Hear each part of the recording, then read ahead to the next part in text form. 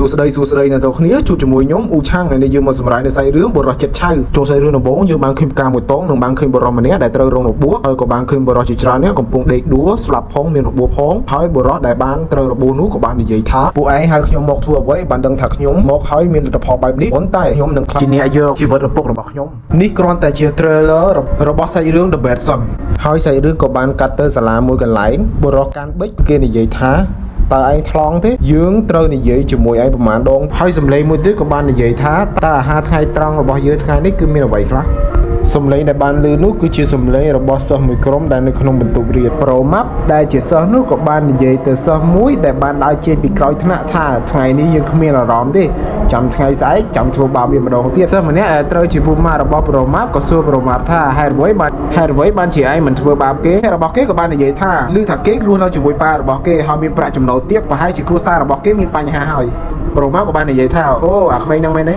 ប៉ារបស់គេកាន់តែក្រកាន់តែបំផ្លាញកូនរបស់គេដូច្នេះហើយយើងមិនចូលចិត្តវាទេប្រូម៉ាប់ក៏បាននិយាយទៀតថាអ្នកក្រដូចជាគេងាយនឹងខ្ញុំធ្វើបាបណាព្រោះដោយសារពួកគេគ្មានសមត្ថភាពតតាំងជាមួយខ្ញុំបានទេពួកឯងប្រុសរបស់យើងដែលកាន់បិចសរសេរនោះក៏បានលើសម្លេងមួយនោះគឺគាត់មិននិយាយអ្វីទាំងអស់ហើយប្រូម៉ាប់ក៏បាននិយាយតទៀតថាឪពុកម្ដាយរបស់ឯងគឺជាមនុស្សអន់ឯងកើតមកគ្រាន់តែជាការសំណសម្រាមតែប៉ុណ្ណោះប្រូម៉ាប់ក៏បាននិយាយតទៀតថាខ្ញុំគួរតែកាប់ឯងឲ្យស្ងួតហើយបោះឯងចូលក្នុងធុងសម្រាមរួមមិត្តភ័ក្តិរបស់ប្រូម៉ាប់ក៏នាំគ្នាសោចអំឡុងពេលនោះតួឯងប្រុសរបស់យើងក៏បានដើរទៅក្រោយប្រូម៉ាប់ហើយក៏បានមិននិយាយអ្វីទាំងអស់ប្រូម៉ាប់ក៏សួរថាតើមានរឿងអ្វីមែនឥឡូវនេះខ្ញុំកំពុងតែចង់ដាក់ទៀនឲ្យកាកសំណល់សម្រាមដើម្បីយកលុយទៅស៊ីបាយពេលនោះបរិសម្នាក់ដែលឈរនៅក្រោយខ្នងរបស់ប្រូម៉ាប់ក៏យកប៊ិចស្ទុះមកចាក់គ្រាប់ភ្នែករបស់ប្រូម៉ាប់ហើយក៏បែរខ្នងមកយ៉ាងសង្ហាហើយក៏យើងបានដឹងឈ្មោះរបស់គាត់មានឈ្មោះថាភៀលឌុងកាក៏ជាតួឯកប្រុសរបស់យើងឥឡូវនេះខ្ញុំសូមហៅគាត់ថាឌុងកាពេលនោះឌុងកាបានចូលការិយាល័យរបស់លោកគ្រូហើយលោកគ្រូក៏បានស្រែកទៅដាក់ឌុងកាថាព្រះអើយឯងមានកំណត់ត្រាវិន័យ3ឆ្នាំល្អឥតខ្ចោះហេតុអ្វីចុងឆ្នាំទី3នេះហេតុអ្វីបានឯងបង្ករឿងហើយជាស្ដែងឯងគ្មានអ្នកណាម្នាក់ដែលហ៊ានធ្វើបាបឯងនោះទេមិនបានជាឯងធ្វើអញ្ចឹងថ្ងៃហ្នឹងអញ្ចឹងពេលនោះដៃរបស់ឌុងកាសតតែឈីហើយលោកគ្រូក៏បានសួរទៅឌុងកាទៀតថាឯងជួយនិយាយអីបន្តិចមកបានយើងអាចជួយឯងបានខ្លះឌុងកាក៏បាននិយាយថាដោយសារគេនិយាយច្រើនពេកអំឡុងពេលនោះលោកគ្រូក៏មានការភ្ញាក់ផ្អើលយ៉ាងខ្លាំងគាត់បាននិយាយថាស្អីគេឌុងកាក៏បាននិយាយតទៀតថាខ្ញុំធ្វើគេបាត់មាត់ហើយពេលហ្នឹងមើលទឹកមុខរបស់ឌុងកាពិតជាកាចខ្លាំងមែនទែនហើយជាបន្ទាប់មកឌុងកាក៏បាននិយាយថាដោយសារគេរំខានខ្ញុំកំពុងបដោតក្នុងការធ្វើកិច្ចការសាលាដោយសារគេមាត់លឺខ្លាំងពេកហើយនិយាយអ្វីដែលមិនគួរនិយាយទាំងអស់នេះគឺមិនធ្ងន់ធ្ងរទេតមកក៏បានឃើញឌុងកាសញ្ញានៅលើលិខិតមួយកាត់មកក្នុងថ្នាក់វិញដែលឌុងកាចេញពីការិយាល័យរបស់លោកគ្រូសិស្សនោះក៏បាននិយាយសឹកគ្នាថាភីឌុងកាគឺជាឆ្កែឈួតគេពិតជាឈួតខ្លាំងមែនទែនភីឌុងកាក៏បាននិយាយជាមួយខ្លួនឯងថាខ្ញុំមិនខ្វល់ថាគេគិតខ្ញុំយ៉ាងម៉េចទេសកម្មភាពរបស់ភីឌុងកាគឺគ្មានអ្នកណាគេហ៊ានមកចិត្តភីឌុងកាហើយក៏គ្មានអ្នកណាដែលមករាប់អានភីឌុងកាដែរភីឌុងកាគឺនៅតែម្នាក់ឯងដូចជាញ៉ាំបាយធ្វើកិច្ចការសាលានិងស្ដាប់ការសន្ទនាផ្សេងរហូតដល់ភីឌុងកាបានរៀនចប់ប៉ុន្តែភីឌុងកាក៏បាននិយាយខ្ញុំចង់សម្រេចតាមមធ្យោបាយរបស់ខ្ញុំកាត់មកក៏មានបុគ្គលិកក្រុមហ៊ុនម្នាក់ក៏បាននិយាយថាដល់ពេលប្រជុំហើយបរិសុទ្ធដែលគេហៅនោះមានឈ្មោះថាគឺជាភីឌុងកាគឺនេះគឺកាត់រៀនចប់ហើយគាត់មកធ្វើការភីឌុងកាក៏បាននិយាយក្នុងចិត្តម្នាក់ឯងថានេះហើយការងារដែលខ្ញុំចង់បានដែលធ្វើឲ្យខ្ញុំភីឌុងកាឡើងដល់កម្ពុជាភីឌុងកាក៏បាននិយាយជាមួយបុគ្គលិកម្នាក់ដែលបានហៅភីឌុងកាទៅប្រជុំសូមអរគុណចាំបន្តិចទៀតខ្ញុំនឹងទៅខ្ញុំសូមបញ្ជាក់ការងាររបស់ភីឌុងកាគាត់ធ្វើជាព្រះរាជអាជ្ញាកាត់មកការប្រជុំក្រុមដែលត្រូវប្រជុំនេះគឺមានឈ្មោះថាក្រុមซึ่งว่าអ្នកដែលត្រូវនិយាយគឺជាភីឌុងកាគឺជាតួឯកប្រុសរបស់យើងគាត់បានថានេះគឺជាអ្នកអាជីវកម្មថ្មីដែលមិនទាន់មានឈ្មោះគ្រប់គ្រាន់ទេប៉ុន្តែពួកគេកំពុងបោះជំហានចេញពីអាជីវកម្មស្នូលរបស់ពួកគេនៃការផ្ដល់ប្រាក់កម្ចីឯកជននៅក្នុងវិស័យផ្សេងទៀតជាមួយនឹងល្បឿនកាលពីឆ្នាំមុនពួកគេបានរៃអង្គាសប្រាក់ចំនួន500,000 លានវ៉ុនក្នុងប្រាក់ចំណេញបើប្រាក់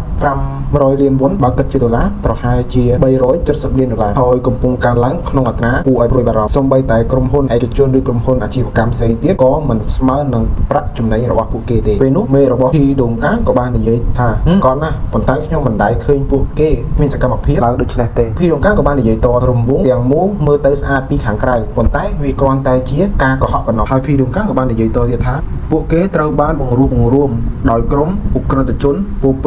េញប្រទេសតាមរយៈវិធីសាស្ត្រជាប្រព័ន្ធបញ្ហាគឺនៅពេលដែលអាជីវកម្មរបស់ពួកគេរីកចម្រើនដូចនេះទំហំនៃឧក្រិដ្ឋកម្មដែលពួកគេប្រព្រឹត្តគឺធម្មតាពួកគេគំរាមកំហែងនិងវាយដំអ្នកណាម្នាក់ដែលបានធរក្នុងផ្លូវរបស់ពួកគេហើយថែមទាំងទៅធ្វើមិនញញើតដៃក្រុមសែនហ្វារបស់យើងមិនមែនជាក្រុមដែលពួកគេធ្វើអាជីវកម្មបានទេដូច្នេះហើយពួកគេមានត្រឹមតែហេតុផលមួយទេពួកគេគឺមានអ្នកចាំគ្រប់គ្រងនៅខាងក្រោយខ្នងរបស់ពួកគេដោយគេធ្វើអំពើឧក្រិដ្ឋកម្មជាច្រើនដោយគ្មានបញ្ហាអ្នកដែលគ្រប់គ្រងគេគ្មានអ្នកផ្សេងក្រៅពីតំណាងរាស្ត្រភៀលឌូកាំងឬភៀលឌូកាំងនិយាយថាលោកភៀលឌូកាំងគឺជាមេឧក្រិដ្ឋជន ដែលជាអ្នកធ្វើស្ថាប័នប្រាក់កម្ចីក្នុងបន្ទប់ប្រជុំនោះក៏មានការភ្ញាក់ផ្អើលហើយក៏គេនិយាយខ្សឹបគ្នាថាវាមិនអាចទេគាត់ត្រូវគឺជាបេក្ខជនដែលបានបោះឆ្នោតទៅជាប្រធានាធិបតីនៅថ្ងៃមុខអំឡុងពេលនោះប្រធានផ្នែកក៏បានលើគាត់ក៏បាននិយាយថាការប្រជុំរបស់យើងថ្ងៃនេះត្រូវបានបញ្ឆោតក៏បាននិយាយទៅភេដុងកាំងថាខ្ញុំសូមនិយាយជាមួយលោកជាឯកជនប្រធានផ្នែកក៏បាននិយាយថាលោកភេដុងកាំងកុំយកភ្លើងយកទៅដុតខ្លួនឯងឬក៏លោកមានខ្សែធំនៅខាងលើដុងកាំងក៏បាននិយាយថា no sir អញ្ចឹងលោកចង់បានអ្វីពីករណីនេះខ្ញុំឃើញលោកទៀមទាធ្វើករណីនេះខ្លាំងណាស់ភេដុងកាំងក៏បាននឹកឃើញពីរឿងរ៉ាវដែលម្ដាយគេបានសុំវាមិនមានអ្វីដែលខ្ញុំត្រូវនិយាយនោះទេការស៊ើបអង្កេតគឺជាកាតព្វកិច្ចរបស់ខ្ញុំគាត់ក៏បាននិយាយទៀតថាខ្ញុំដឹងភីដុងកាំងប្រហែលជាឯងអាចពិចារណាអាចទម្លាក់ករណីនេះចុះភីដុងកាំងក៏បានតបទៅទោះបីខ្ញុំមិនធ្វើក៏មានអ្នកផ្សេងធ្វើក្រៅពីខ្ញុំដែរនេះគឺជាលើកដំបូងដែលម្ដាយសុំឯងកុំធ្វើករណីនេះបានទេហើយឯងកុំទៅបានទេបើឯងចុះពីផ្លូវនេះគ្មានទេពាក្យថាត្រឡប់មកវិញសូម្បីតែខ្ញុំពាក្យសម្ដីដែលម្ដាយរបស់ភីដុងកាំងនិយាយពោពេញដោយការភ័យខ្លាចនិងញ័រឯងស្ដាប់ម្ដាយរបស់ឯងម្ដងទៅណាម្ដាយសុំខ្ញុំបានអង្វរឯងភីដុងកាំងក៏បាននិយាយថាខ្ញុំធ្វើតាមភារកិច្ចរបស់ខ្ញុំវិលត្រឡប់មកបច្ចុប្បន្នយើងវិញ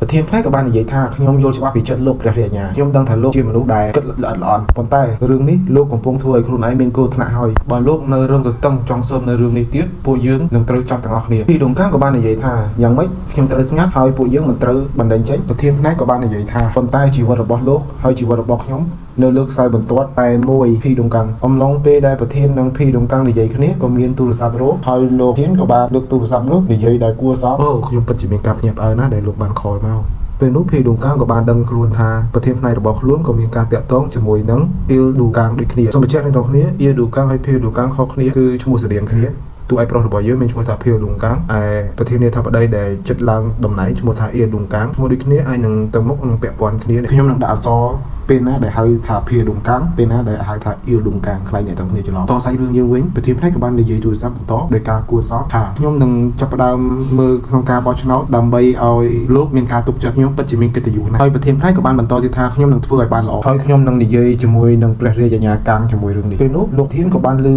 ការដើរចេញរបស់ភីដុងកាំងក៏បាននិយាយយ៉ាងមុខមាំហើយបែកខ្នងទៅប្រធានផ្នែកថាម្ដាយរបស់ខ្ញុំបានស្លាប់ហើយភីដុងកាំងក្នុងចិត្តរបស់ភីដុងកាំងគិតថាមានអ្នកសម្រាប់ម្ដាយរបស់ខ្លួនក្នុងករណីដែលខ្លួនធ្វើអរគុណអ្នកទាំងគ្នាសាច់រឿងរបស់យើងក៏ត្រូវបានដល់ទីបញ្ចប់បើអ្នកទាំងគ្នាចូលចិត្តវីដេអូនេះអ្នកទាំងគ្នាជួយចុច like ជួយចុច subscribe ចុចសញ្ញាដណ្ដឹងពាក្យក្រោយពិតជាល្អមើលភីដុងកាំងបានទៅសងសឹកអ្នកណាដែលធ្វើបាបម្ដាយរបស់ខ្លួនវីដេអូនេះក៏ត្រូវដល់ទីបញ្ចប់បាយបាយ